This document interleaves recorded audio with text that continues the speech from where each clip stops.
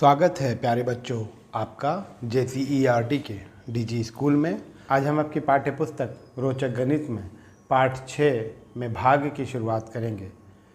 जिस तरह हमने जोड़ घटाव और गुणा पे प्रश्न बनाए उसी तरह से भाग भी गणित की एक महत्वपूर्ण संक्रिया है। आइए पेज नंबर 32 और 33 पर भाग के बारे में जो बताया गया है उसे समझते हैं।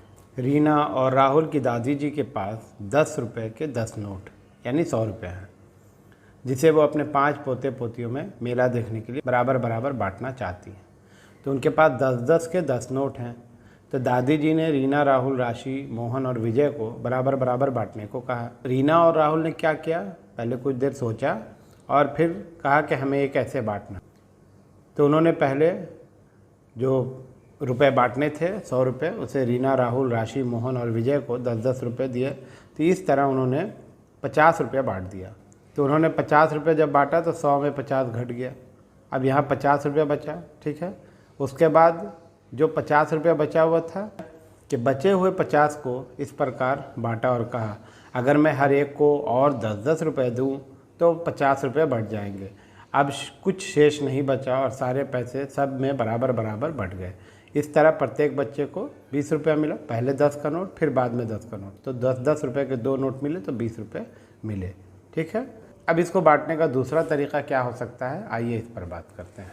विजय और रीना 100 रुपये जो है उसको भाग देना चाहते हैं 5 से, अलग अलग तरीके से।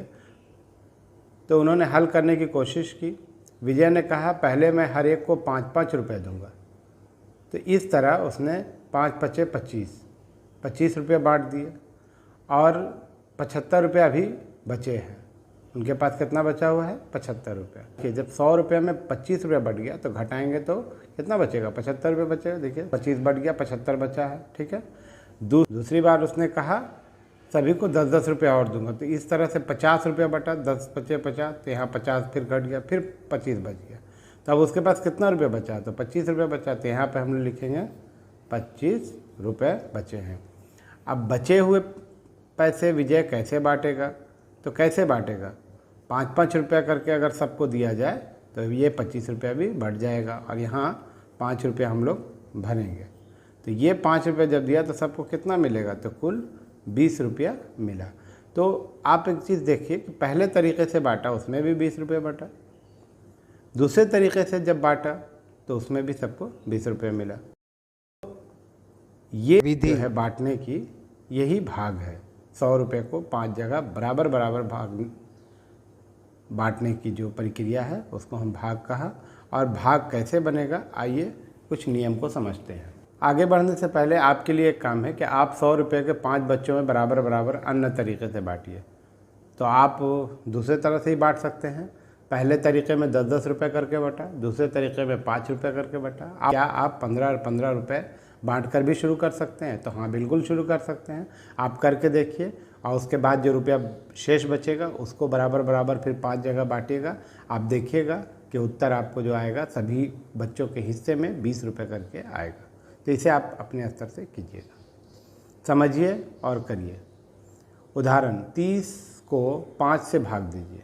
अब ये जो भाग का तरीका है इसको आपको अच्छे से समझना है, क्योंकि सभी भाग का जो आपका प्रश्न होगा वो इसी तरीके से बनेगा। 30 को भाग देना है 5 से, तो 5 का पहाड़ा तब तक पढ़ना है जब तक परिणाम 30 हो जाए।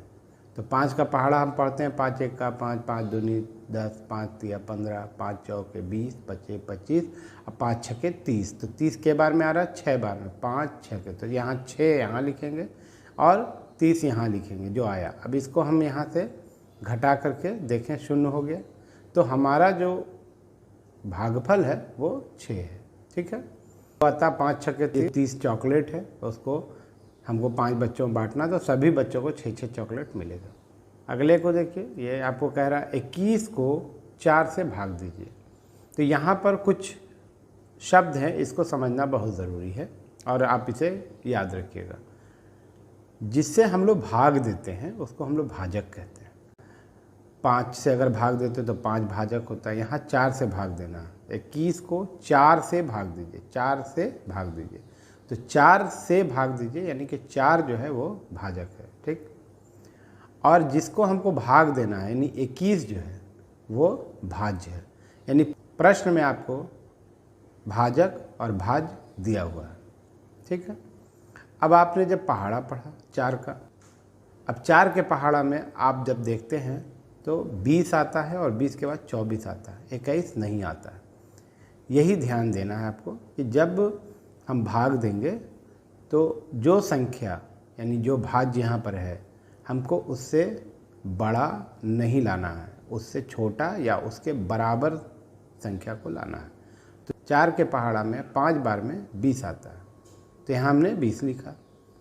हम यहाँ 24 नहीं लिखेंगे क्योंकि फिर घटेगा नहीं, ऊपर छोटा हो जाएगा। तो हमेशा इसका ख्याल रखना है कि 21 या 21 से छोटा लाना है। तो 21 नहीं आएगा 4 के पहाड़ा में, 20 आएगा, तो 4 पचे 20 हमने लिख दिया।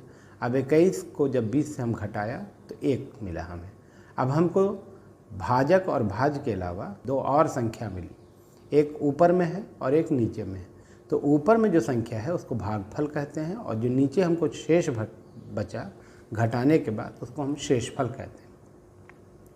किसी किसी में शेषफल आएगा, किसी में शून्य आता है। जैसे हमने 30 को जब 5 से भाग दिया तो शेषफल 0 था, 0 आया था, लेकिन यहाँ 1 है। तो शेषफल अगर 0 आता है तो भी वो शेषफल होगा, उसको हम कहेंगे कि शेषफल 0 है। और अगर शेषफल के अलावा संख्या आती है तो उसको हम लिखेंगे। जैसे यहाँ पर 1 आया है तो हमने 1 शेषफल लिखा।